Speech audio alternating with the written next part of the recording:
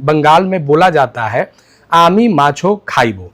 अगर इसका विवाद अगर बंगाल के विधानसभा में चल रहा है तो आखिर ये खाने पे रोक किसने लगाया है? क्या बीजेपी ने किसी तरह का ऐसा अनाउंस किया है कि हम आएंगे, यानी बीजेपी की सरकार आएगी तो केवल बंगाल में शाकाहारी लोग रहेंगे, यानी मछली बंगाल में दीर्घायु हो जाएंगे? तो ऐसा कुछ नहीं है। ये जो इस चीज को जो बल मिला है वो बल मिला है बिहार के पॉलिटिक्स से।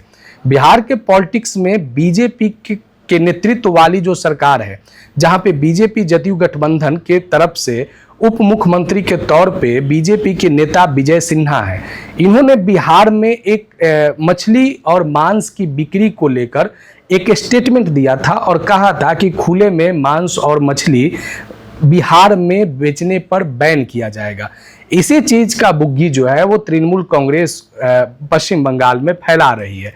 इसका नतीजा ये हुआ है कि बंगाल के बड़े बड़े कद्दावर नेता जो बीजेपी की तरफ से हैं, अब वो मछली को हाथ में लटकाए फिर रहे हैं, टांगे फिर रहे हैं और पब्लिक में ये बात को कह रहे हैं, पब्लिक डोमेन पे जाके, कि ये मछली के बिना तो हमारा सांस्कृतिक कल्चर, हमारा धार्मिक कल्चर और हमारा डेली का रूटीन जो है वो अधूरा है, हम मछली को कैसे छोड़ सकते हैं।